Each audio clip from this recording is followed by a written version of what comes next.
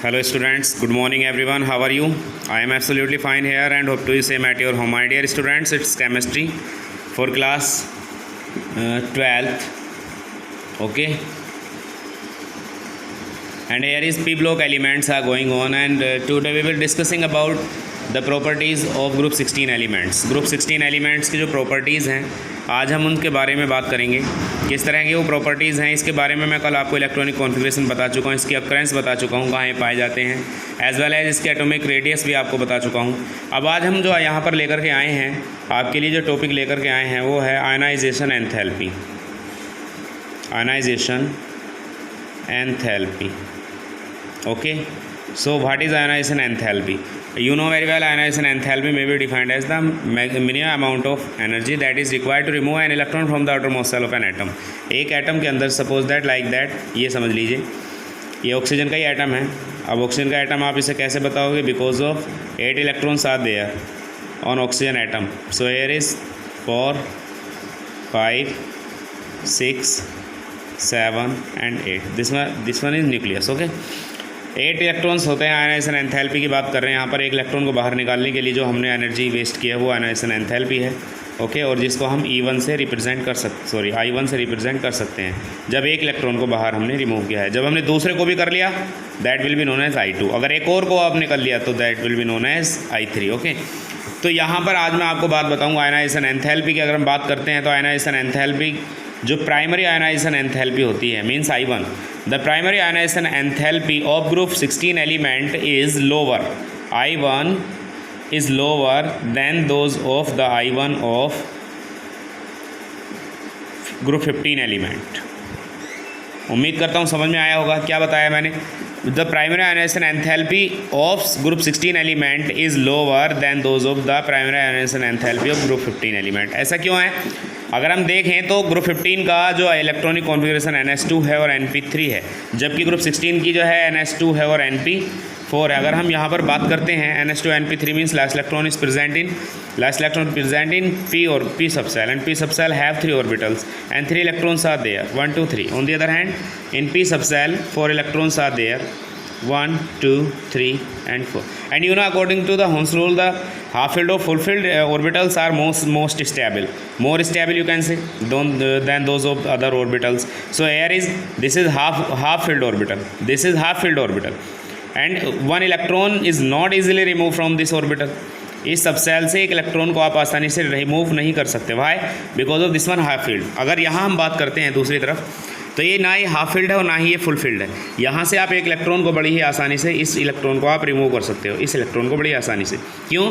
क्योंकि ना तो ये हाफ फील्ड है और ना ही ये फुल फील्ड है। और आपको पता है हाफ फील्ड है फुल फील्ड जो ऑर्बिटल्स होते हैं मोर स्टेबल होते हैं।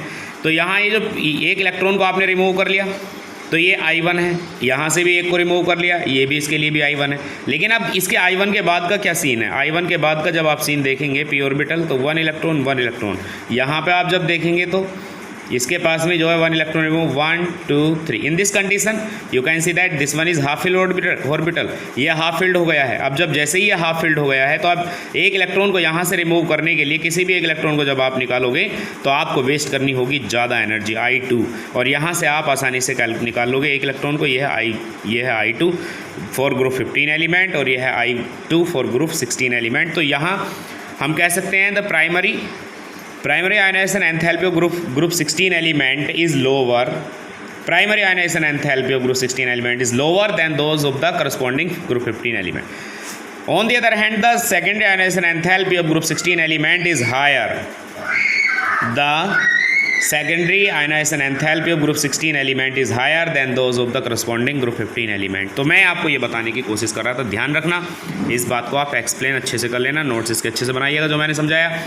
ये आयनाइजेशन एंथैल्पी आपका फिनिश हो चुका है। इसके बाद में मैं आपको लेकर के चलता हूँ इलेक्ट्रॉन गेन एंथैल्पी की तरफ। Electron gain enthalpy.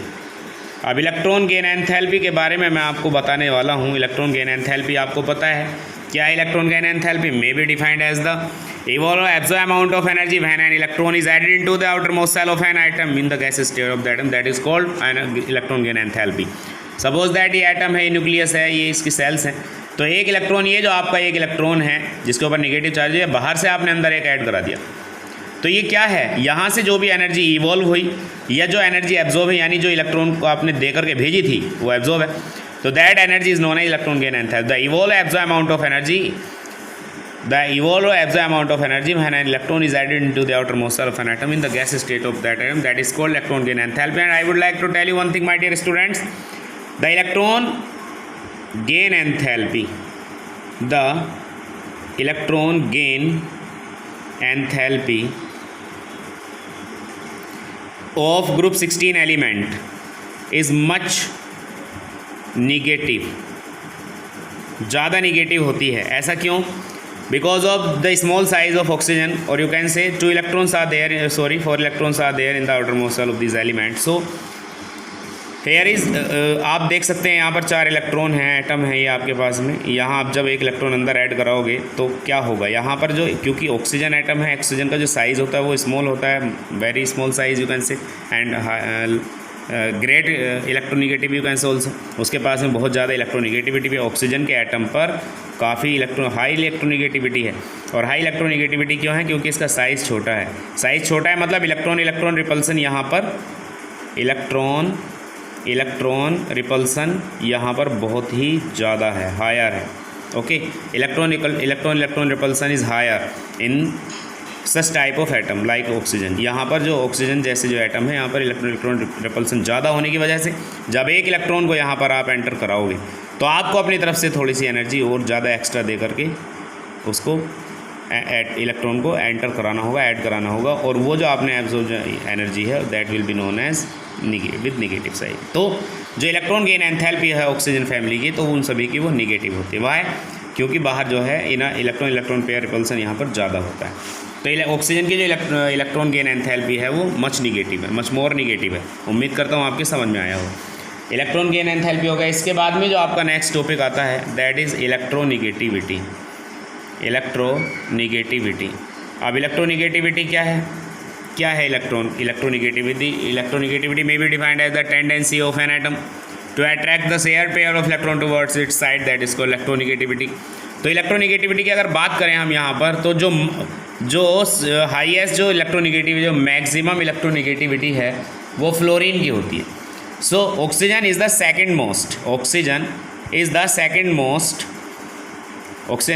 Second most electronegative element. याद रखना. Okay students, oxygen is the second most electronegative element. इससे पहले केवल फ्लोरीन है. फ्लोरीन की सबसे ज़्यादा इलेक्ट्रोनिगेटिविटी होती है. और बाकी मैं आपको बता दूं कि ग्रुप 15 वालों से इसकी इन सारों की जो इलेक्ट्रोनिगेटिविटी है वो ज़्यादा होती है. ग्रुप 15 कौन है? नेपाल, पाकिस्तान, ऑस्ट्रेलिया, सब भिखारी. और ये कौन है? ओरिजिनल सॉल्यूशन से टीपो. तो इस ग्रुप वालों की जो इलेक्ट्रोनिगेटिविटी है वो हाईएस्ट है as compare to the group 15 element. Okay, जबकि ग्रुप 17 कौन है? फसल ब्राइट, ये ग्रुप 17 है. तो इनकी इलेक्ट्रोनिगेटिविटी सबसे ज़्यादा होती है. तो यहाँ जो है इंटरमीडिएट आप कह सकते हो यहाँ पर. और oxygen is the most electronegative element in its own group. अपने ग्रुप में जो ऑक्सीजन की जो इलेक्ट्रोनिगेटिव सबसे ज़्यादा है. जबकि अगर हम बात करते हैं इनकी 15 वालों की, तो इनकी कम है, और 16 वालों की ज़्यादा है, 17 वालों की ज़्यादा है और इनकी कम. ओके, डाउन द ग्रुप अगर इलेक्ट्रोनिगेटिविटी की बात करते हैं, down the group electronegativity is regularly decreases. Electronegativity लगातार जो है वो डिक्रीज़ होती चली जाए. वजह क्या है? Due to the increment in the size of these atoms. इन एटम्स का जो साइज़ है वो लगातार बढ़ रहा है. एटम का जो साइज़ लगातार बढ़ रहा है और इलेक्ट्रोनिगेटिविटी जो है रेगुलरली वो कम होती चली जा रही है. ओके स्टूडेंट, समझ में आया, उम्मीद करता हूँ.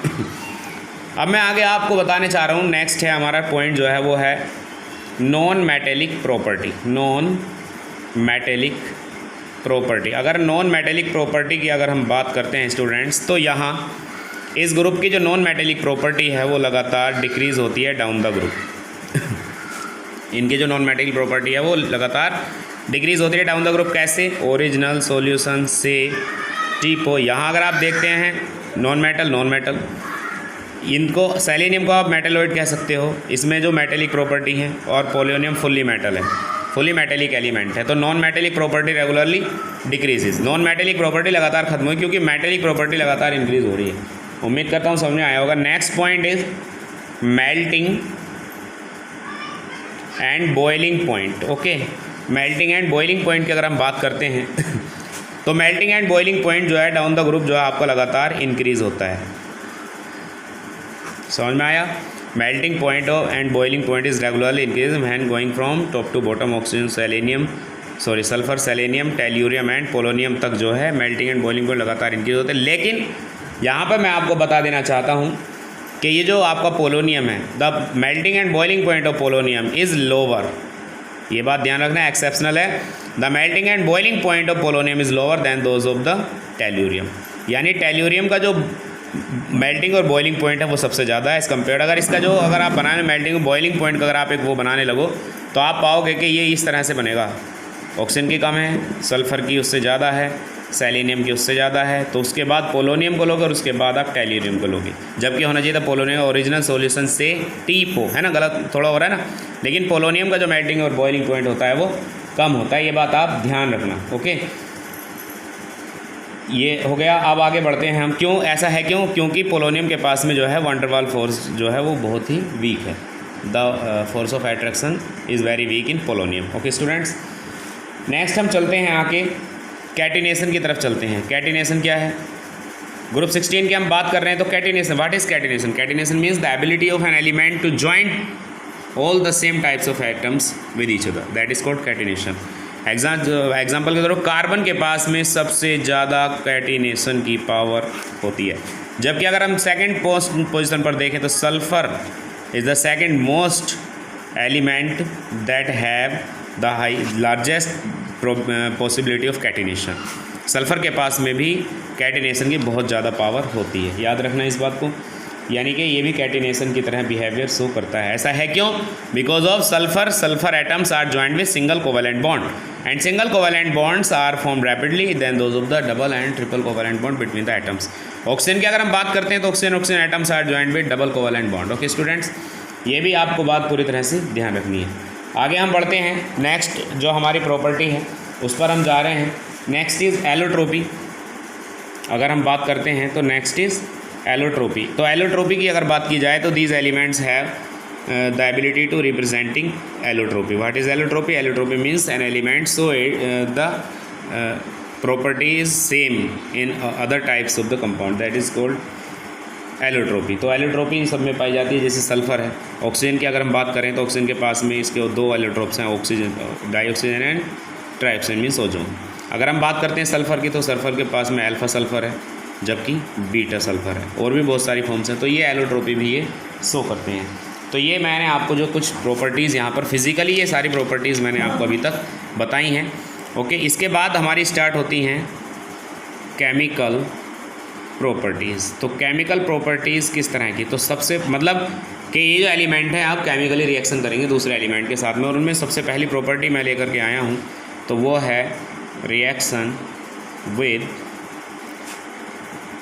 हाइड्रोजन। इन एलिमेंट्स की प्रॉपर्टी, यानी कि आप इन एलिमेंट को M दे दीजिए और हाइड्रोजन के साथ में इनकी रिएक्शन हो रही है, देन यू विल गॉट, आप क्या पाओगे?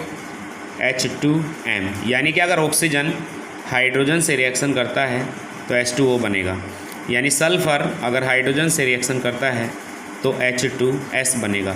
अगर सेलेनियम हाइड्रोजन से रिएक्शन करता है तो H2Se बनेगा। अगर टेल्यूरियम हाइड्रोजन से रिएक्शन करता है तो H2Te बनेगा। अगर पोलोनियम हाइड्रोजन से रिएक्शन करेगा तो बनेगा H2PO। ओके, तो ये हमारे पास में ये इनके ऑक्साइड हाइड्राइड्स आ गए।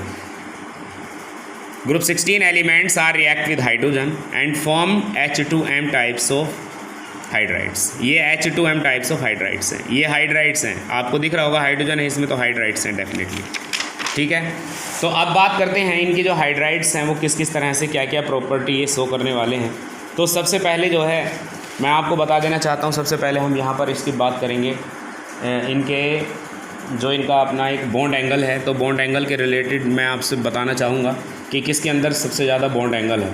जैसे सपोज़ दैट के H2O है और H2S है और H2Se है और H2Te है। तो यहाँ बॉन्ड एंगल की अगर हम बात करते हैं तो सबसे ज़्यादा the most bond angle in H2O, उसके बाद H2S, उसके बाद H2Se और सबसे कम H2Te में। पोलोनियम को यहाँ पर हम लेने हैं because of the study of polonium hydride is very typical because of polonium have radio active nature.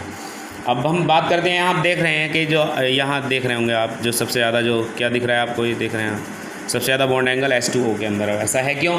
तो मैं आपको इसका स्ट्रक्चर बना करके दिखा देना चाहता हूँ। ऑक्सीजन है, हाइड्रोजन है और हाइड्रोजन है। ऑक्सीजन के पास में अपने जो हैं 2 लोन पेयर्स ऑफ इलेक्ट्रॉन है। ओके, ये लीजिए, ये लीजिए। अब ऑक्सीजन एटम है most electronegative atom in its group, तो यहाँ इसके पास निगेटिव चार्ज है। ओके, और ये जो लोन पेयर ऑफ इलेक्ट्रॉन है, इनके पास भी निगेटिव चार्ज, इनके पास भी निगेटिव। अब ये निगेटिव, वो दोनों के पास निगेटिव और इस पर भी निगेटिव। जब यहाँ दोनों पर निगेटिव, यहाँ में तो कौन सी प्रोसेस यहाँ पर इन दोनों के बीच में होने वाली है बताइए? रिपल्सन होने वाला है, और ये एक दूसरे से दूर हटेंगे, और जब दूर हटेंगे तो सबसे ज़्यादा बॉन्ड एंगल भी फिर H2O के अंदर हो जाएगा। यहाँ अट्रैक्शन होगा तो इसका सबसे कम हो जाएगा, याद रखना। अट्रैक्शन क्यों होगा?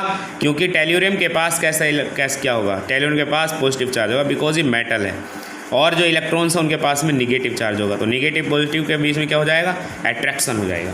तो ये हो गया। इसके बाद और हम आगे बात करेंगे एसिडिक करैक्टर, ये वो बहुत सारी चीज़ें हैं।